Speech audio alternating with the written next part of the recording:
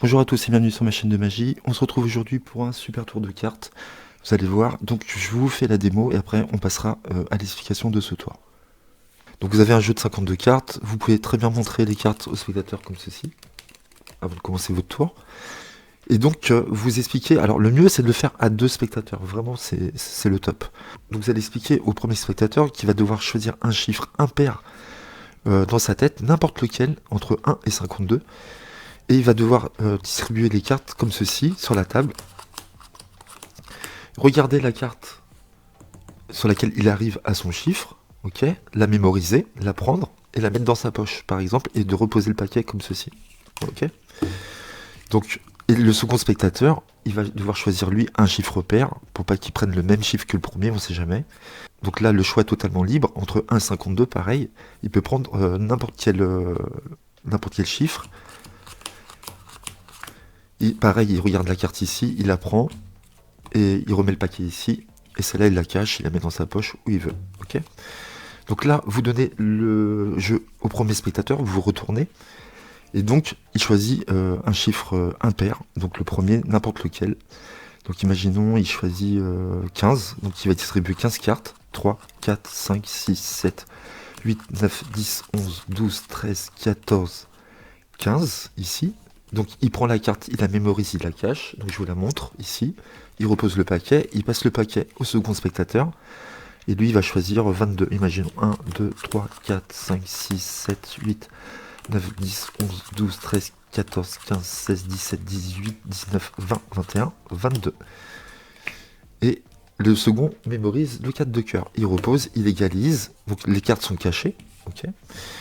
Là, vous retournez à ce moment-là et vous allez mélanger le jeu. Donc vous mélangez le jeu en queue d'aronde, comme ceci. Vous pouvez mélanger plusieurs fois le jeu, il n'y a pas de problème.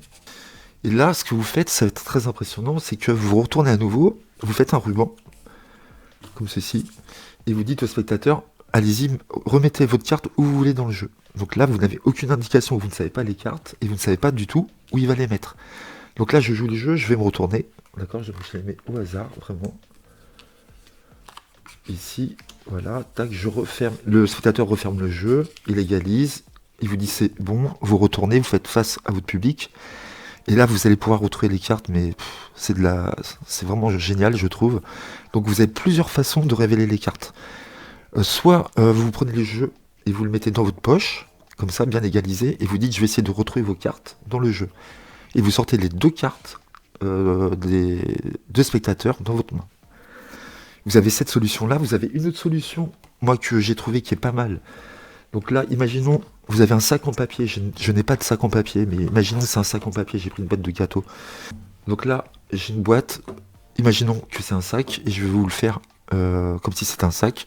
Vous prenez les jeux comme ça, vous le mettez dans le paquet, comme ça, et vous dites au spectateur, allez-y, mettez votre main à l'intérieur et mélangez les cartes. Donc là, il va mettre sa main à l'intérieur, donc je mélange les cartes vraiment. Là, le spectateur retire sa main, et les cartes sont vraiment bien mélangées, puisque le spectateur peut vraiment remuer soit le sac ou mettre sa main pour mélanger les cartes, hein, d'accord. Et là, vous essayez de retrouver les 2 cartes, et je vous promets que c'est très impressionnant. Tac, je pense avoir retrouvé les 2 cartes ici. Donc j'ai 2 cartes dans les mains, vous demandez à chaque spectateur les valeurs de chaque carte, et vous retrouvez les 2 cartes, voilà. Donc vous pouvez le faire comme ça, je pense que c'est plus impressionnant de le faire dans un sac et que le spectateur mélange les cartes, plutôt que vous mettiez toutes les cartes dans votre poche et que vous sortiez les 2 cartes. Malgré tout, c'est quand même fort. Donc voilà, j'espère que ça vous a plu, franchement, c'est cool. Et en plus, vous allez voir, c'est que grâce à cet arrangement-là, eh ben, je vous avais fait un tour il n'y a pas longtemps. Je vous dirai le numéro il y a quelques semaines, il y a quelques jours. Et donc, c'est exactement le même arrangement. Donc, ce qui est cool, c'est qu'avec le même arrangement que je vais vous proposer, vous pourrez faire 2 tours. Voilà. Donc je sais que le premier, il y en a plein qui m'ont dit oui, ça m'embête d'avoir 2 cartes à chaque fois pareil et de faire que ce tour-là. Mais vous verrez que dorénavant, vous pourrez faire 2 tours de cartes avec le même arrangement. Donc vous allez voir, c'est très simple et très impressionnant à mon avis. Donc c'est exactement pareil que le tour que je vous ai fait juste avant, comme je vous ai dit. Vous allez prendre un jeu et vous allez prendre une paire. Vous allez prendre deux fois les mêmes cartes à chaque fois. Vous allez créer des paires avec 2 cartes de valeurs identiques. Ok? Donc voilà, c'est ça le truc. Et avec ça, vous allez pouvoir faire ce tour de folie. Donc vous rangez, vous prenez 52 cartes, donc 26 paires, avec 2 cartes identiques. Voilà, si vous voulez, vous pouvez genre mélanger, mais vous coupez, vous faites ça. Vous voyez? Le spectateur pense que vous mélangez, mais vous ne faites que couper. Vous pouvez très bien montrer les cartes comme ceci en disant, voilà, nous avons un jeu de cartes. Et vous proposez, comme je vous ai dit dans la démo, à chaque spectateur de choisir un chiffre impair et un chiffre pair. Donc il est très important pour que le tour marche, parce que j'ai du mal à le comprendre, parce que c'était pas en français. Donc je pense ne pas m'être trompé, vous me direz dans les commentaires. Mais je pense que ça ne marche que si le premier spectateur choisit un chiffre impair et le second un chiffre pair. Voilà, parce que j'ai testé. Et donc je pense que ça marche que comme ça. Voilà. Donc ce qui est cool, c'est que vous pouvez dire à votre spectateur, voilà, vous allez penser, par exemple, vous, monsieur, vous êtes le premier spectateur, un chiffre impair, et vous, monsieur ou madame, vous allez penser un chiffre pair. Et donc ça, comment dire, pour justifier ça, vous dites, c'est pour que vous ne puissiez pas prendre le même chiffre. Voilà, tout simplement. Et là, ce qui est cool, c'est que vous pouvez montrer l'exemple. Donc là, vous allez compter un chiffre pair pour montrer l'exemple en disant, voilà, vous allez choisir un chiffre, n'importe lequel. Donc là, j'ai compté 8 cartes. 1, 2, 3, 4, 5, 6, 7, 8. Vous dites, voilà, arrivez à votre chiffre. Donc ça sera cette carte-là. Vous allez la prendre, la mémoriser et la mettre dans votre poche ou la cacher où vous voulez. Vous la prenez et vous déposez le paquet par-dessus. D'accord? Et en faisant ça, ça n'a rien changé au montage du jeu. D'accord? On est toujours par deux. Là, vous laissez le jeu à votre premier spectateur, vous retournez, et il choisit un chiffre impair. Donc là, le choix est libre. C'est ça qui est cool aussi, entre 1 et 52.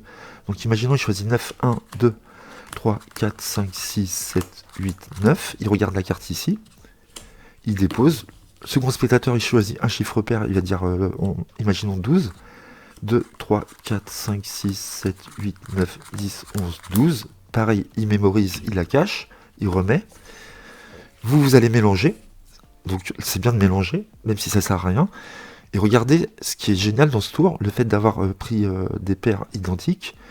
La première carte ici, la carte du dessous, eh ben, c'est les cartes sélectionnées des deux spectateurs. Donc 10 de cœur, As de cœur. La carte du dessus, c'est 10 de cœur. Et la carte du dessous, bah, c'est l'As de cœur, tout simplement. Voilà. Donc vous pouvez mélanger, vous faites un mélange en queue d'aronde, vous laissez la carte en bas ici et la carte en haut ici intacte à la même position.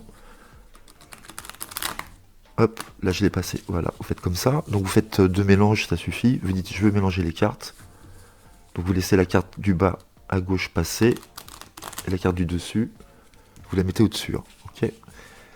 L'ordre des cartes n'a pas changé. As de cœur, 10 de cœur. Et donc là, bah, le tour est fini. À vous de voir ce que vous voulez faire.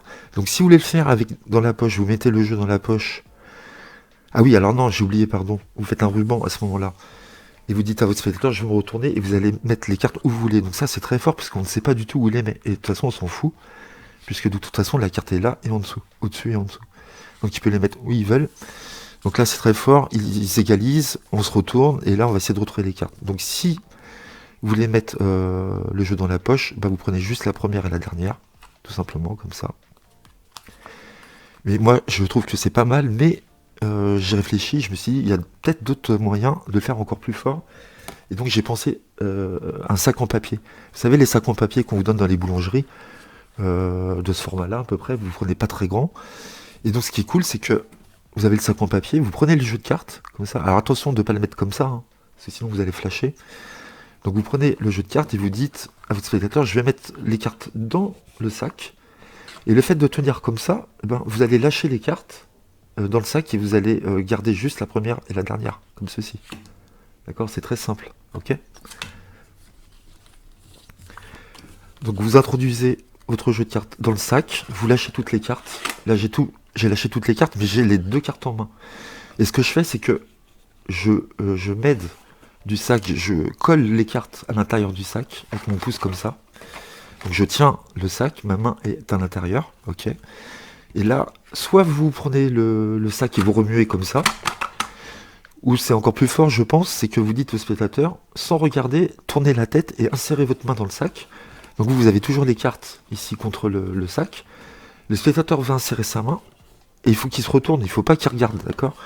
Il va insérer sa main, il va prendre les cartes au fond du sac, il va mélanger les cartes, il va remuer les cartes, d'accord. Donc dès que c'est fait, il enlève sa main, Vous n'avez plus qu'à insérer votre main à l'intérieur et faire genre, je vais essayer de retrouver les 2 cartes. Et vous les sortez, vous dites, ah oui, je pense, j'ai pris 2 cartes, est-ce que ça serait pas les vôtres? Et vous faites la révélation qui tue.